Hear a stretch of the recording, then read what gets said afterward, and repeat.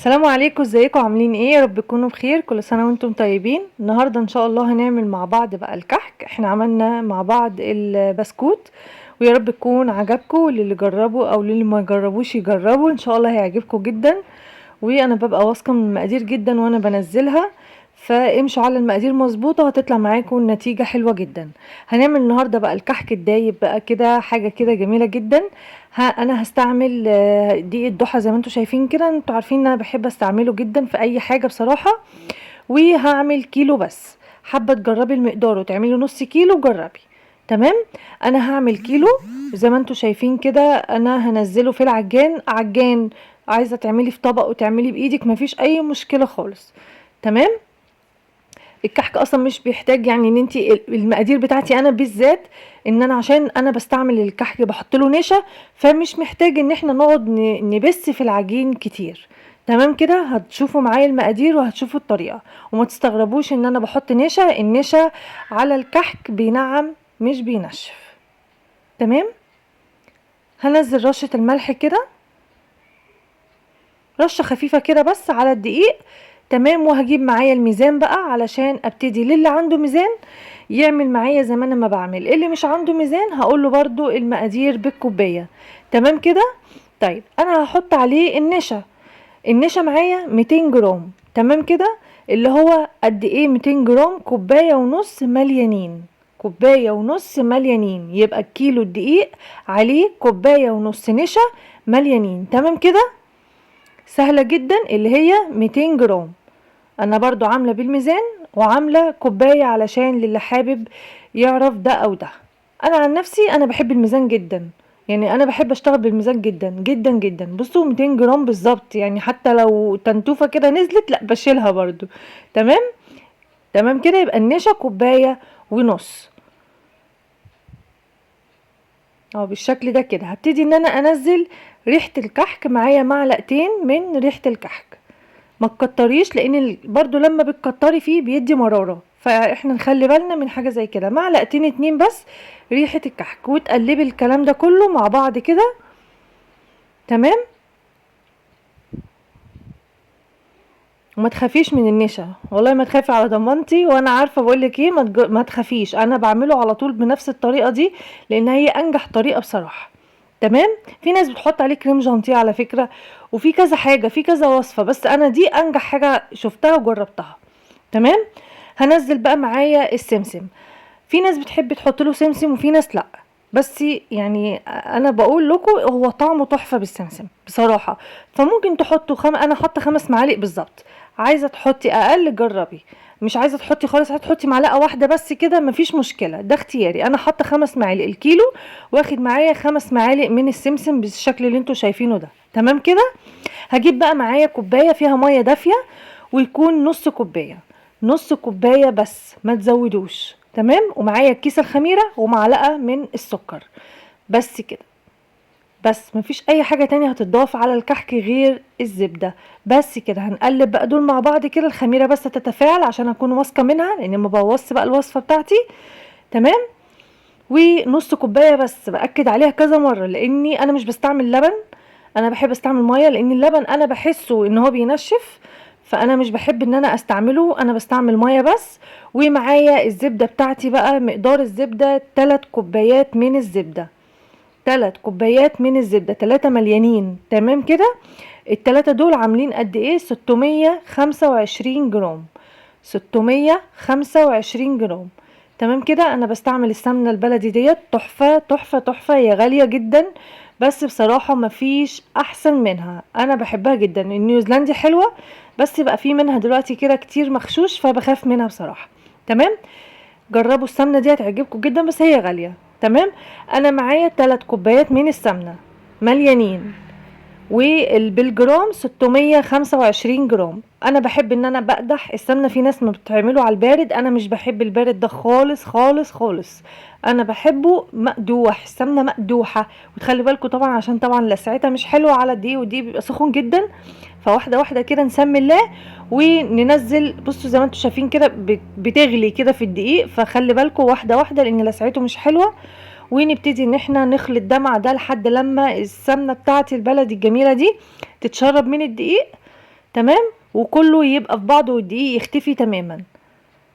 تمام كده. بس معايا بقى اللي انا سايباه على جنب، اللي هو نص كوبايه من الميه على معلقه السكر على الخميره. طيب انا ليه عماله اكد لكم على نص كوبايه؟ احنا ممكن هنحتاج شويه كمان، يعني ممكن احط له شويه ميه كمان، بس المقدار المظبوط نص كوبايه. الشويه كمان بقى اللي احنا نحطهم دول لما نيجي نعجن بقى خلاص ونكور ونيجي نضغط عليها، لو بتشق من الجناب بتشقق كده من الجناب، لا يبقى هي كده عايزه شويه من الميه. كل ما تحط شويه من الميه، مش تجيبي كوبايه ولا نص كوبايه وتحطيها، لا ده معلقتين كده، تجيبي معلقه ميه وتحطي معلقه وشويه وتحطي معلقه. زي ما انتم شايفين بصوا العجينه معايا اهي تمام. هبتدي ان انا الخميره اتفعلت معايا اهي جميله ما شاء الله. هسمي الله وانزل على الدقيق بتاعي بالشكل ده، وهقلب كله في بعضه، وخلاص على كده هي بقت زي الفل. بس بقى زي ما بقول لكم كده، احنا ممكن نحتاج نص كوبايه ميه، اقل من نص كوبايه ميه على حسب الدقيق بتاعك. انا الدقيق بتاعي هو هياخد شويه ميه كمان. تمام، وهوريكم برضو معايا، بس هياخد شويه ميه، يعني هياخد كوبايه، مش سوري معلقه. عارفه بايدك كده تبلي ايدك كده وتعجني. بس كل ما تلاقي العجينه بتشقق من الجناب، اعرفي انها لسه. لقيتي العجينه خلاص طريت معاكي وبقت جميله، خلاص يبقى زي الفل. تمام.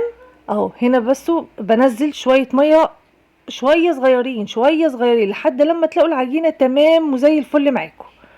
اهو بالشكل ده كده خلاص هي كده جاهزه معايا وزي الفل. بصوا عجينه طريه جدا، عايزه اقول لكم ريحتها فظيعه فظيعه. بصوا الميه انا خدت قد ايه في ايدي بس، وهقلب بالشكل ده اهو لحد لما كله يبقى تمام، والاقي التشققات اللي انا بعملها وبكور الكوره كده بتاعت الكحكايه فيها تشققات، لا انا مش عايزاها كده، انا عايزاها تبقى ناعمه خالص ما فيهاش اي حاجه.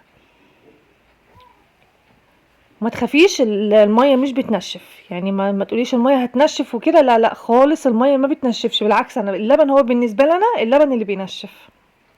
تمام.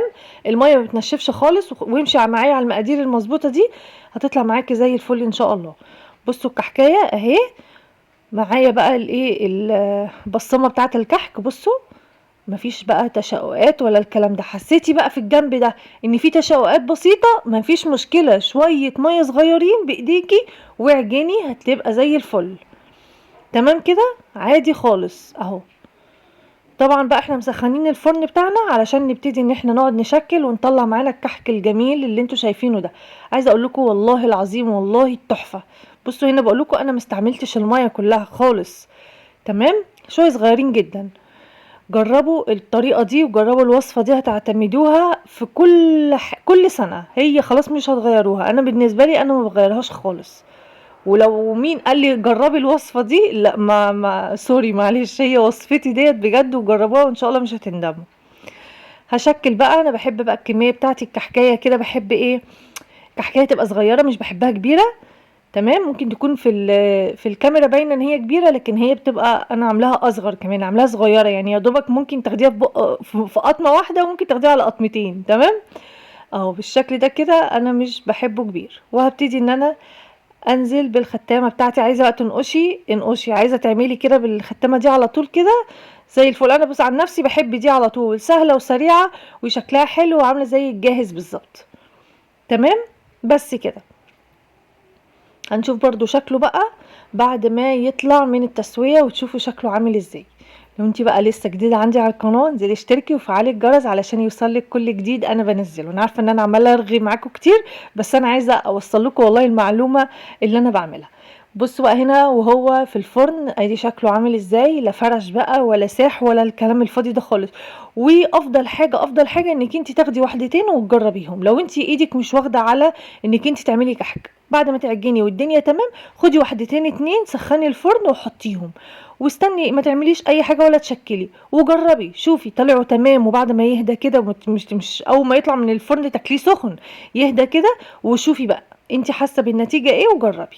تمام. لقيتي عايز ميه هتحطي له، لقيتيه ناقصه حاجه يعني تعمليه قبل ما تعملي الصينيه كلها. بصوا بقى المنظر التحفه الجميل ده. طبعا مش هي دي الكميه كلها، انا حاطه على قد كده التشكيل بتاعي. بصوا المنظر فظيعه، وعايزه اقول لكم ريحته قلب الدنيا. بصوا الكحكايه شكلها ولونها، انا بحب ان انا طبعا بياخد لون تحت، وبحب ان انا اشغل عليه الشوايه شويه من فوق ياخد لون خفيف قوي قوي قوي من فوق زي ما انتم شايفين كده. انا مش بحبه يبقى ابيض كده من فوق، تمام. اللون اللي هو بياخده من فوق ده بيديله طعم حلو قوي. وهنا عملت شويه بسكر كده وشويه من غير سكر، ويا رب يعجبكم ان شاء الله باذن الله، ان شاء الله ان شاء الله تجربوه، واستنى تعليقاتكم لان بجد انا عارفه ان هو يعجبكم. وهوريكم برضو لونه من تحت عامل ازاي. بصوا درجه حلوه، لا غامقه ولا فاتحه، اللون اللي هو العادي خالص الجميل ده. وطبعا سيبيه يهدى خالص، ما تجيش ناحيته لان هو ناعم ناعم جدا. يعني انتوا هتشوفوا دلوقتي شكله عامل ازاي وانا بكسره. هوريكم نعومته من جوه. اهو بصوا بقى، هوريكم لونه بقى من تحت. بصوا الدرجه تحفه جدا، وادي الشكل بتاعه من فوق مسحش ولا اي حاجه. وهوريكم بقى برضو الكسره بتاعته. بصوا عامل ازاي، فظيع بجد، تحفه. بصوا من جوه ما شاء الله جميل جدا. وعايزه اقول لكم ريحته حكايه، وافضل كتير كتير من بتاع بره. بتاع بره بيبقى ليه طعم كده برضو غريب، بيبقى ناعم وشكله بيبقى حلو وكل حاجه، بس ليه طعم كده غريب، مش بتاع طعم الكحك بتاع زمان بتاعنا. لكن ده بجد لما تجربيه هتحس ان فعلا ده بتاع زمان كده اللي الواحد كان بياكله. بصوا النعومه عامله ازاي، والنعومه بتاعته مش اللي هي تخليه يعمل في البق كده ويضايقك وانتي بتاكليه، لا خالص خالص، مش هتحسي بيه اصلا. بجد جربوا الطريقه دي وجربوا المقادير المظبوطه ديت. عملت لكم الكوبايات وعملت لكم مقدار الجرام، بحيث ان اللي مش عنده ده يعمل بالكوبايات، مفيش اي مشكله. ان شاء الله هتعجبكم، واستنى تعليقاتكم، وما تنسونيش في اللايك. واشوفكم على خير، واقول لكم سلام عليكم، كل سنه وانتم طيبين، باي باي.